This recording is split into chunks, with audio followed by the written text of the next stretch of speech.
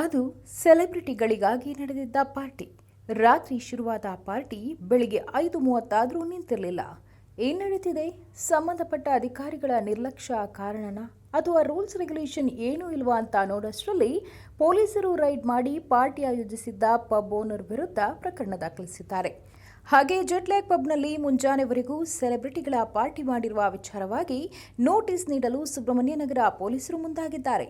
ದರ್ಶನ್, ರಾಕ್ಲೈನ್ ವೆಂಕಟೇಶ್, ಅಭಿಷೇಕ್ ಅಂಬರೀಶ್, ಚಿಕ್ಕಣ್ಣ, ಪ್ರಜ್ವಲ್ ದೇವರಾಜ್ ಸೇರಿದಂತೆ ಕೆಲ ಸೆಲೆಬ್ರಿಟಿಗಳಿಗೆ ನೋಟಿಸ್ ನೀಡುವ ಸಾಧ್ಯತೆ ಇದೆ. ರಾಜಧಾನಿ ಬೆಂಗಳೂರಿನಲ್ಲಿ ಪಬ್ ರೆಸ್ಟೋರೆಂಟ್ಗಳಿಗೆ ಮೂಗುದಾರ ಇಲ್ಲದಂತಾಗಿದೆ. ಪೊಲೀಸರ ಭಯವೇ ಇಲ್ಲದೆ ಇಷ್ಟ ಬಂದಂತೆ ರೂಲ್ಸ್ ಮೀರಿ ವರ್ತಿಸುತ್ತಿದೆ. ಇನ್ನು ಇಂತಹದೇ ವಿವಾದಕ್ಕೆ ರಾಜಾಜಿನಗರದ ಜೆಟ್ಲಾಗ್ ರೆಸ್ಟೋ ಬಾರ್ ಸಿಲುಕಿದೆ. ಕಳೆದ 2 ದಿನಗಳ ಹಿಂದೆ ರೂಲ್ಸ್ ಬ್ರೇಕ್ ಮಾಡಿ ರಾತ್ರಿಯೆಲ್ಲ ಪಾರ್ಟಿ ಮಾಡಿಸಿದ್ದ jetlag pub owner Shashirekha Jagadish ವಿರುದ್ಧ ಸುಬ್ರಹ್ಮಣ್ಯನಗರ ಠಾಣೆಯಲ್ಲಿ ಕೇಸ್ ದಾಖಲು ಮಾಡಲಾಗಿದ್ದು, ಜೆಟ್ಲ್ಯಾಗ್ ಓನರ್ಗೆ ಸಂಕಷ್ಟ ಎದುರಾಗಿದೆ.